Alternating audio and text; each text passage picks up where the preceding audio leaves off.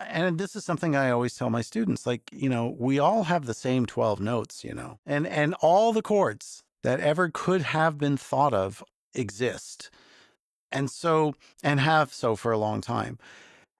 Jobim sounds like Jobim, and it's unmistakable because of what he does with those 12 notes and with all the chords. And, the thing that I love about Pascal, and why I believe he's a master songwriter, he builds off of, some of these great, artists that we both admire, but he puts his own way inside. And then he sounds like Pascal Dennis. And now, with me producing, with the band performing, and everybody, like, we're making our own aesthetic, and it's literally just ours.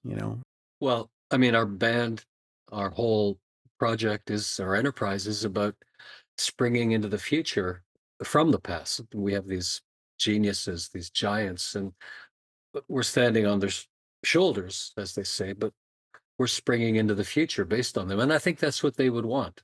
They wouldn't want us to copy them because we could Absolutely. never do it the way they did, but we can take inspiration. And Yeah. that's what's so inspiring. Having these young players, having David as the master arranger and producer allows us to do just that. And it's a really satisfying feeling. It just feels great. And I we're going to keep going until we're, as we say, abducted abducted by by the those aliens. aliens. Yeah. I was going to say, David, I think the aliens may have more than the 12 notes, and they may have other chords on Alpha Centauri, but Mm. to be It's confirmed. possible. Entirely, yes. We haven't been on their atmosphere yet, so we don't know if they have other. But I just wanted to add on that. I had a student who, a number of years ago, and he said, like, I really want to play the song I did. I really want your opinion on it, and I'm like, okay.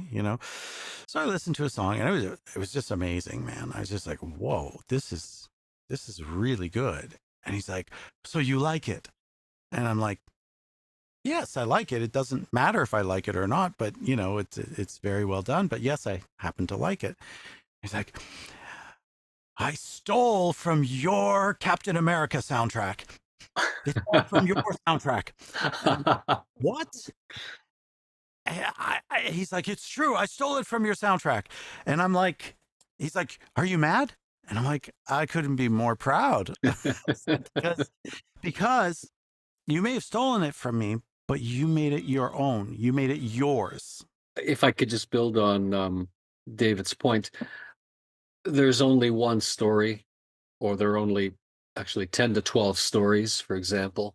And whether it's Shakespeare or Homer or Rumi or Hafiz or, the great Chinese poets, Du Fu, Li Bai, they're all telling the same 10 or 12 stories. Mhm. Um, so it's not about creating an absolutely new story. It's about telling human stories in a different way, in your own way. And inevitably, it means borrowing from the past because that's who you are. You are your experiences, your childhood, your parents. So it's not stealing per se, if you translate it, if you filter it through your sensibility and create something new. So Michelangelo's David was about a biblical story. Donatello has his own version of David, and there are stories and poems and songs about David, and certainly all the Western cultures. It's all the same story, but it's telling it in a different way, in a fresh way. So that's what we're trying to do. Um, David, I was just talking about how there are only a limited number of stories, as there are only a limited number of chords and notes. It's about how we tell the eternal stories, the human stories, in a new way, in a fresh way, honoring the past, springing forward from it, but making it our own. So yeah, Of that would be Star Wars. He took stories, from the Tao Te Ching, from the Bible, from the Bhagavad Gita. I mean, the whole premise is almost based on the Bhagavad Gita, if anyone's ever read that book. But if I can, there was a, I had to leave for a moment, but maybe you can, like, do one of those jump edits. But going back to the story that got interrupted, I told him, I said, I'm really proud because you It doesn't sound like me. Not only that, I didn't recognize myself in what you did. So you might have stolen the ideas from my Captain America soundtrack and put it in your song, but you made it yours. And that's the whole point. Yeah. We're doing, a bossa nova. And maybe if it was played on Brazilian radio, maybe people would go, that's not bossa nova. I don't know.